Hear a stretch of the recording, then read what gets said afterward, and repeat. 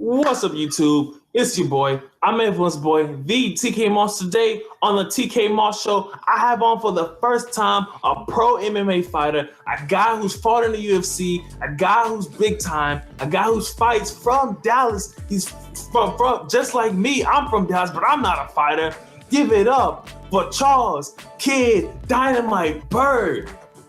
Hey, what's going on? Not much, man. How about you, man? I'm just doing good, man. Just enjoying my day, man. How are you? Pretty good, man.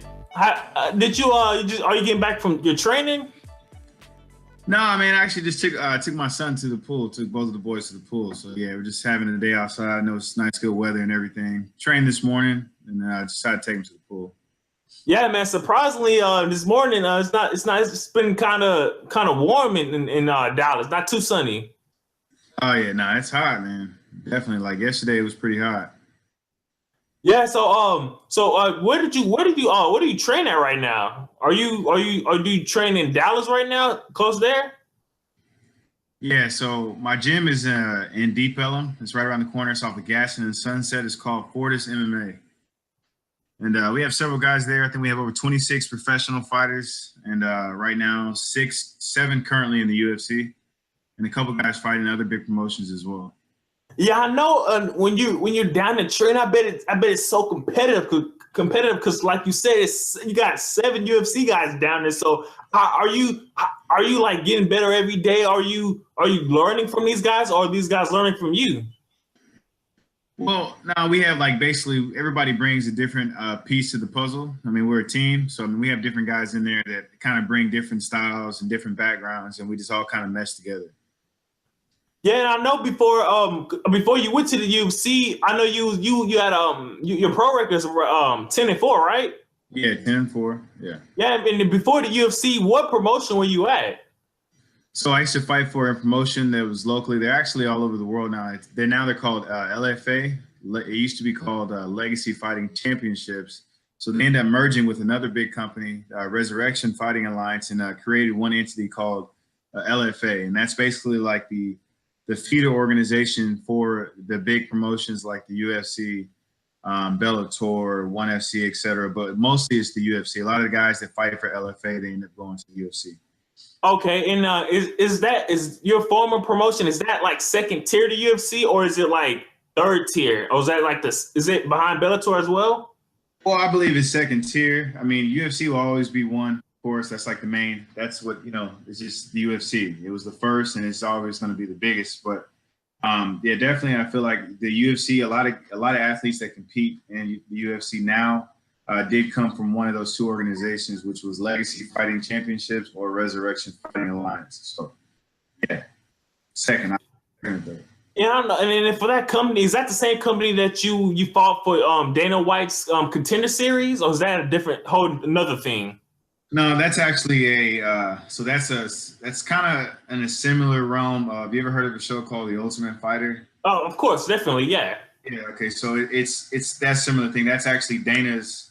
How can I say that? It's like one of Dana's thoughts and processes to put a show like that together. He has another show like that called Looking for a Fight, where he travels around the world and tries to find up and coming athletes and promotes them, and then eventually tries to sign them to the UFC. And the Contender Series is basically just the other avenue of that, where these are pros that have been competing at a high level for quite some while, and then they get basically a one-shot opportunity to look good in front of all the top UFC brass, and obviously it's on TV or it's on Fight Pass, but they just get that one shot to get that contract instead of kind of the old usual way of guys just getting signed or etc. fighting last minute. Yeah, and I saw the series you was talking about. It's very competitive down there. A lot of great fighters. Oh yeah. No, they have a lot of guys. They're actually now this season, I believe they have some guys coming from Brazil. So it's going to start getting a little bit more international than looking for guys, young talent, new talent. Yeah, and then with Dana White's Contender Series, I know weren't you the first like 2-0 fighter there? Yeah, I was. Yeah. Yeah. I was the guy that fought and then was able to come back the second time and 2 finishes. Yeah, definitely. I was the first guy for that. Yeah, and I saw that second fight against was it Randall Wise? You made him tap out. That was a good fight. Yeah, no, it was a very good fight. Randall Wallace was game. He was a seasoned vet, and he had fought. I know he had over at least 20 fights. I mean, he was definitely a good fight. I appreciated him taking the fight. And then after that fight, was that the fight that you got the contract, or was there maybe a couple more fights after that? No, after the Randall Wallace fight that night, I got the contract with the UFC. Okay, wow. So I guess Dana White just saw that fight and he was very, very impressed. That's pretty interesting. Yeah, I mean, yeah, I dominated. I felt like I dominated. Put on basically. I mean, I got the finish. That's the whole point. You know, you have to finish the fight. And then just did it in dominant fashion. I felt like so. Yeah, it was a good chance, good opportunity. Yeah, and I know. I want to go back for a while, but like during your maybe early years, did you always want to be an MMA fighter? No, actually, no. As a kid, I took martial arts and stuff like that. But I mean, I looked up and there was no such thing as the UFC as a kid. You know, only thing right. I was on movies. So I mean, I like to watch. I mean, I was a big boxing fan. I thought maybe boxing. It wasn't until I think the first UFC, the first one I ended up seeing it, but I still didn't think. I thought it was like a tournament type thing. I didn't think it was something that was reoccurring. Right. It was like a once in a lifetime thing. But older, I found out that MMA was back and around. And I really wanted to get into kickboxing. That was actually my first passion, was getting into kickboxing, and I ended up being in a gym that was full of guys that were doing kind of the whole thing, mixed martial arts with jiu-jitsu. Yeah. I fell in with them, and here I am. I took my first fight. So. And I know, I don't know the name of the company, but I know guys like Ken Shamrock in the late 90s, early 2000s. Yeah. He was in I can't think of the promotion, but I know it was one in Japan that he fought for, and also something here. You know the name of it? There was a couple in Japan. There was Pancrase. Right, that's the one, right? Pancrase, the first one, yeah, Pancrase, and then there was Pride. Pride was with the blue gloves. And Pride was huge. It was real big in Japan. Okay, and then also is watching guys fight and while you was a kid. Is there anybody who inspired you, like a person you looked up to that you wanted to be like or emulate? Oh, yeah, of course. I mean, a guy that I watched a lot, it was more on the boxing side, was Muhammad Ali, Mike Tyson, type of guys. He wanted to live that larger-than-life lifestyle, being just a high professional athlete, being a world champion. But definitely Muhammad Ali and Mike Tyson. Yeah, and then was it like were you first time you stepped into the MMA ring? Were you nervous, or as a kid were you nervous practicing fighting like that, or was that just something that came natural to you? Nah, so yeah, my first I can date all the way back to my first tournament. I was actually studied this martial art called Ichinryu Karate, and it was a state tournament. And I remember my trainer at the time wanted me to compete. It was going to be my first one, and I just remember being intimidated the whole day leading up to that, and not really knowing like how I was going to perform, if I felt like I was going to do well, if I was going to get my butt whooped, etc. And when I approached the tournament, I found out there was probably like 16 or more kids in my bracket, in my weight, in my belt division.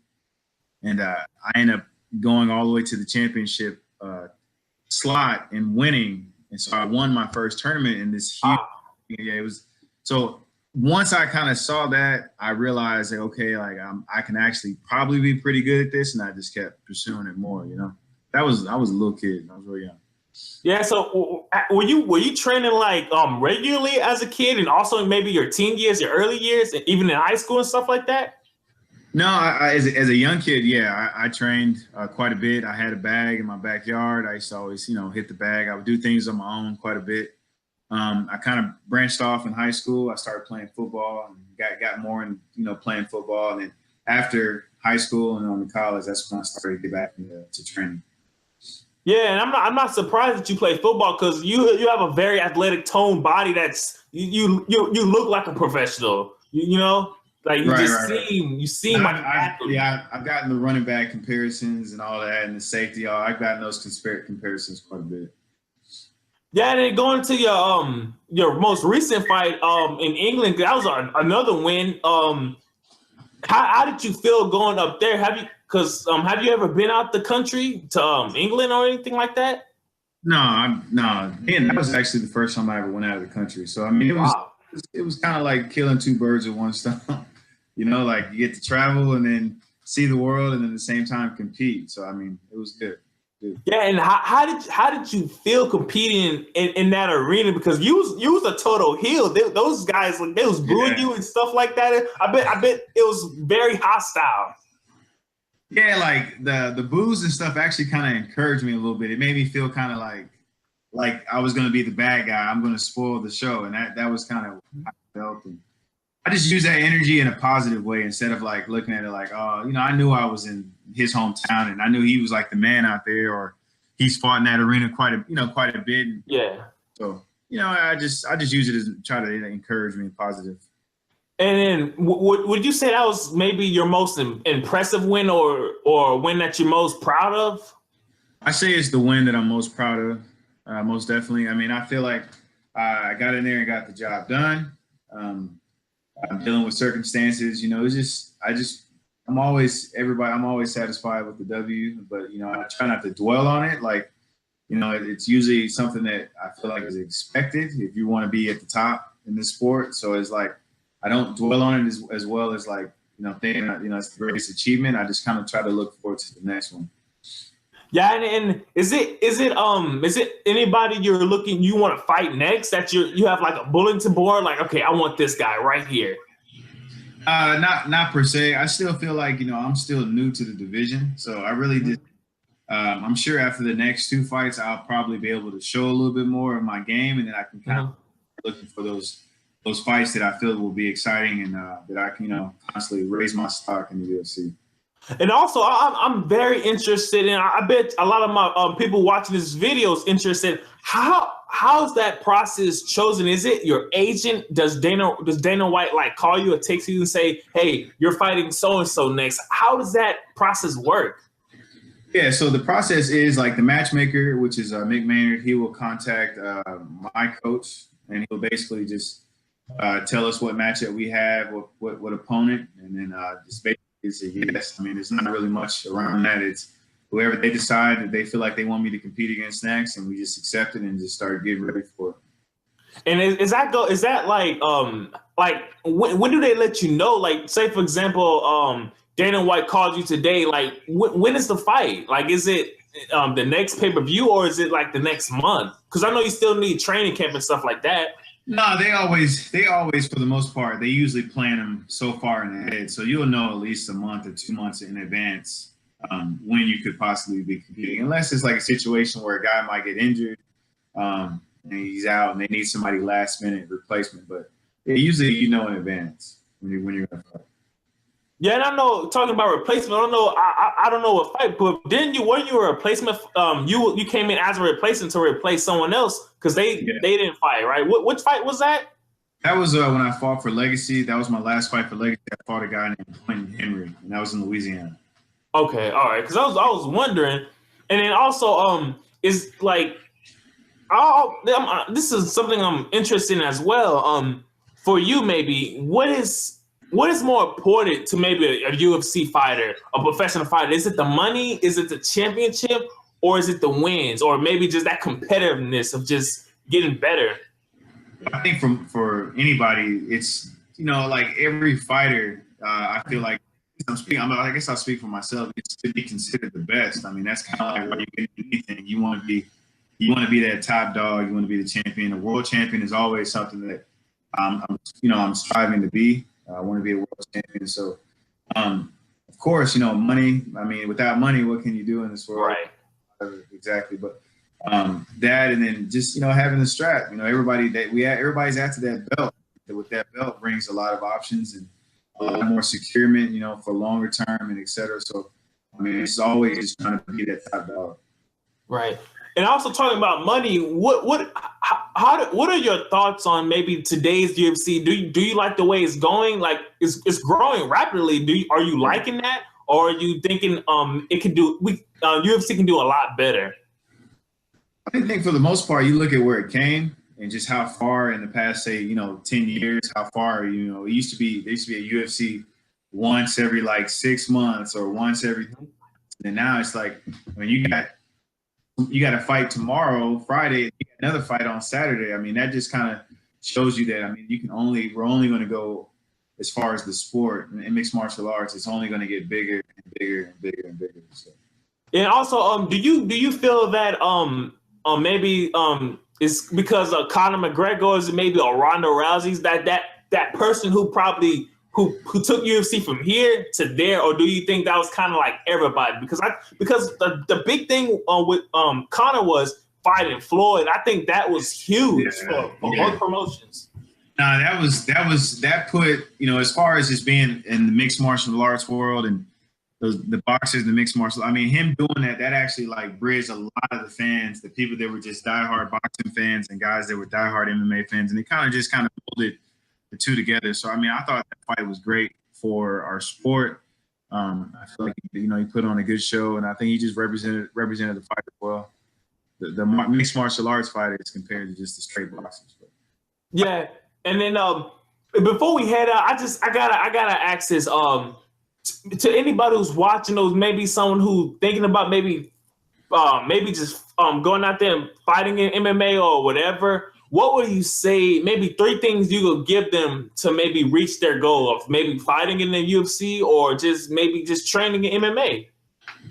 I just feel like, if anybody's striving to get to the level of where it is, I mean, you got to realize that it's not always going to be a smooth road. There's going to be bumps in the road. You just got to roll with the punches and just keep moving. Like you see a lot of guys that where if they're really, really good, they kind of get stonewalled and they don't get necessarily the looks. If you're not, as far as now we live in the social media world, as far as marketing and stuff like that, marketing yourself. So, I mean, I just feel like, if you're up and coming, just follow the guys that are doing well and getting to where they're going, and just kind of keep that professionalism about your career. Don't just, put 100% into it. And I feel like, you'll get to wherever you want to go. Yeah, that's great advice. And before we go, is there anything like you want to plug, maybe your Twitter, your Instagram, or maybe what you're doing next? Yeah, on Instagram, Dynamite Bird 170. On Twitter, Dynamite Bird 170. Follow me. Just fight news, everything, training. Just keep up to date, and hopefully, I can represent the city of Dallas and everybody, real well. Yeah, the Big D, man. And then, hey, I definitely put that in the description below, your social medias and all that. And then, can you stay there for 1 minute? I want to thank you personally off air. Okay. All right. All right, guys. Until then, I'm your boy. I'm everyone's boy, the TK Moss, man. Another great interview. You never know who I'm gonna have on next, so just keep punching, guys.